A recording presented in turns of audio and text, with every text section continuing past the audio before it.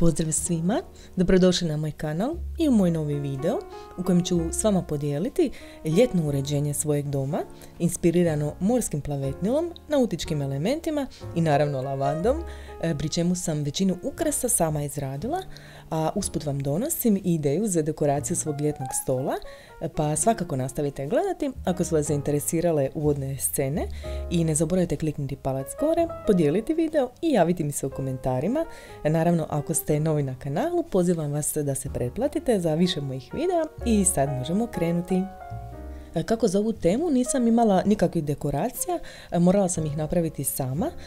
Kao i uvijek kod dekoriranja, prioritet mi je iskoristiti dekoracije koje već imam, zapravo to mi je izazov, vidjeti kako jedne te iste dekoracije mogu uklopiti u razne stilove, mahom potpuno drugačije jedne od drugih. Tako sam ovdje iskoristila razne vaze, staklenke i bočice koje imam, a novo ruho sam im podarila s običnim jutenim vezicama koje, ako ih već nemamo doma, barem nije teško pronaći i nisu skupe. Ali kako sam ja htjela ovom svom uređenju podariti nautički štih, same jutene vezice mi nisu bile dovoljne, nego sam ipak morala kupiti i konope koji pak jesu skupi. I još kad se sjetiš da toliko daješ za komad konopa, jao, ali tješim se da ću ih moći koristiti u mnogo raznih budućih projekata, pa mi zato nije bilo žao. Usput sam kupila i ovaj umjetni eukaliptus jer mi je djelovao realistično, na što je jako teško naići, a ja zaista ne volim kad umjetne biljke izgledaju kao da su umjetne, pa sam zgrabila priliku jer mi se i on uklapao u ovaj moj ljetni štih s lavandom, koji sam morala pošto poto uglaviti jer mi je ona jednostavno najdraža i nezaobilazna ljetna dekoracija. Od staklenkica se na ovaj način mogu napraviti i svječanci i vaze, ma i same po sebi su u ovoj kombinaciji predivni rustikalni ukras. Predivno je što se mogu koristiti bilo kakve staklenke, pa i najobičnije od zimnice, s tim da što su ljepše, to ih više želimo otkriti, pa sam ja na ljepšima omotala konop samo u jednom dijelu kako bi ljepota staklenke što više došla do izražaja, dok sam ovu od zimnice baš pokrila cijelu da joj se ne vidi navoj. A i super mi je da je tako svaka drugačija i na svoj način. Naravno da sam mogla lavandu i eukaliptus samo jednostavno staviti u vazu, ali meni je nekako draže da mi u ovoj kombinaciji iz vaze strše uspravno, a ujedno sam vam htjela pokazati kako i sami na ovaj način uz pomoć cvjećarske spužve možete napraviti kompaktan ukras koji vam može trajati godinama.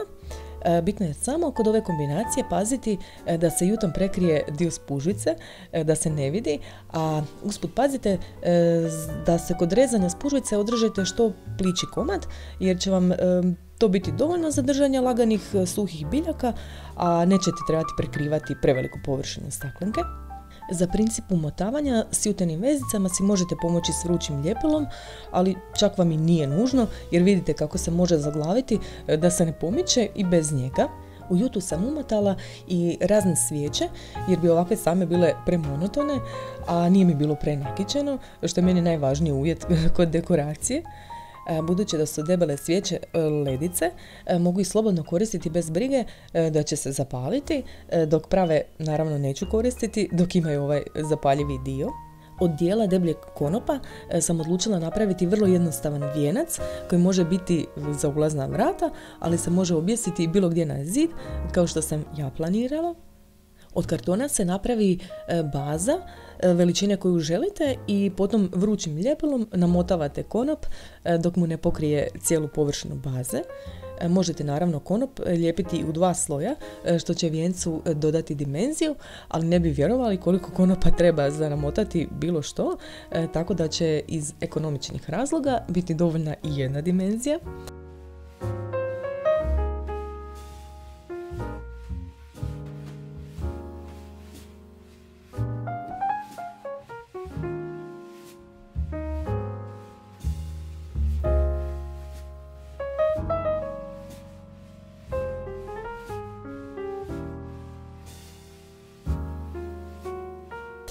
Meni je lijep već ovakav sam po sebi, ali sam mu ipak dodala malo eukaliptusa.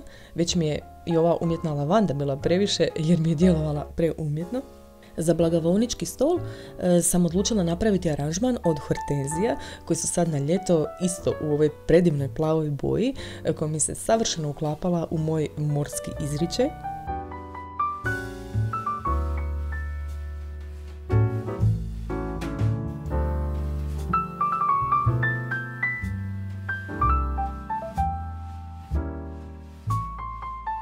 Sad kad sam izradila ukrase, slijedi najbolji dio, uklopiti ih u uređenje. Za blagovolnicu sam kupila nadstolnjak u predivnoj pastelnoj plavoj boji, baš onakvoj kako sam htjela za ovo svoje uređenje. U svječnjak sam stavila svijeće koje sam ukrasila jutom, a u vazu s granama sam samo povješala male buketiće lavande koje sam tako jednostavno povezala isto s jutom, a tako sam ih i pričvrstila na grane. Jedna grančica eukaliptusa je tu isto našla mjesto. Nisam htjela pretjerivati jer je aranžman s hortenzijama ovdje ipak bio glavni hit.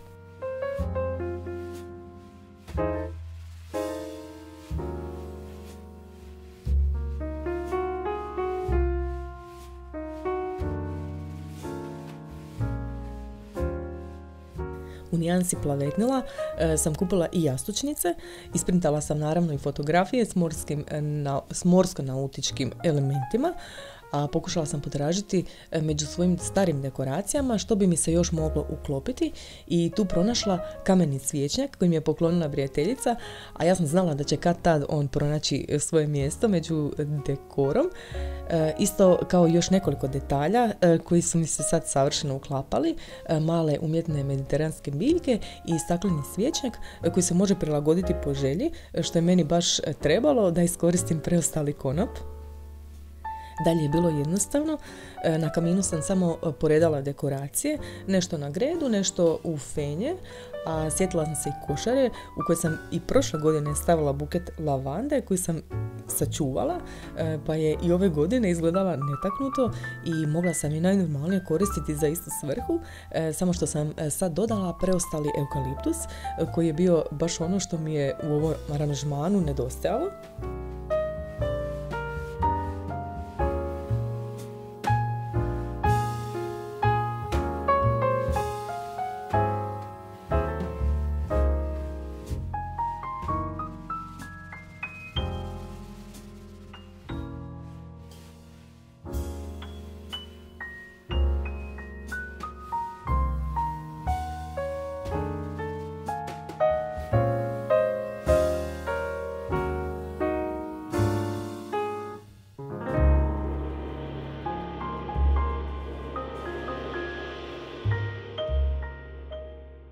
Vijenac od konopa sam isto stavila na kamen, bila sam zadovoljna kako se uklopio, a ovdje ću ga moći više gledati nego da je na vratima.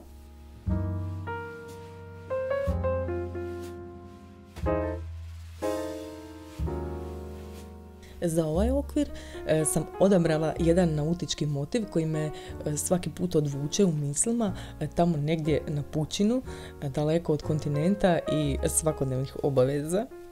Dio preostalog konopa sam samo položila na etažer jer mi je tako izgledao kao sidro, ali mi se nije uklapao ovdje gdje inače stoji, pa sam mu pronašla drugo mjesto, a za ovaj dio sam smislila puno nježniju varijantu u kojoj sam uklopila preostali konop i lavandu.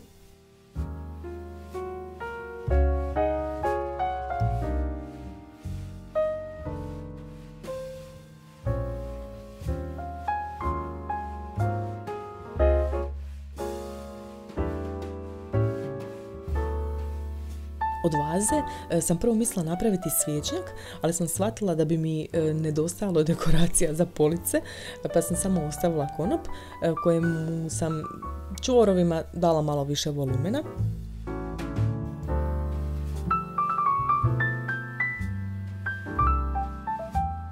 Dekoracije koje sam napravila su mi se uklapale na policama s lozama i svječnicima koje su tu već stajale.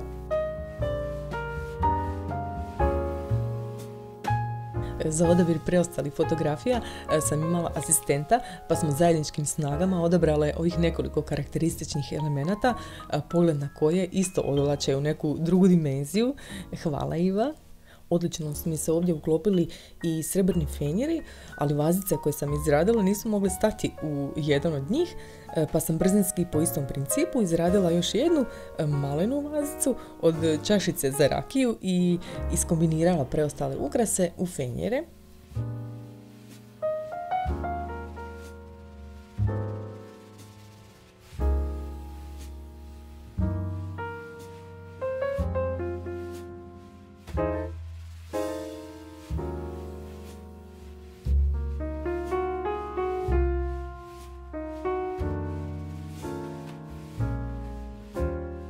S jastucima sam se malo pozabavila jer sam pokušala iskombinirati nove plave s čupovima koji mi inače stoje na kaučima, ali mi se njihova tekstura nije uklapala s ovim izričajem, pa sam se sjetila istih takvih bijelih i to je bila dobitna kombinacija za ovaj moj morski ljetni izričaj. I prije nego vam pokažem kako sve zajedno izgleda, samo bih vam htjela dati jedan prijedlog kako možete servirati stol koristeći neke od ovih ukrasa. Na primjer, kako jedan jednostavni svježnić lavande može podignuti tanjur samo tako što ćete ga položiti na ubrus. Da ne spominjem koliko efektno na stolu izgleda aranžman s plavim hortenzijama na plavom stolnjaku, obasjan ljetnim suncem. Možete li već zamisliti svoje društvance s osmijehom na licu?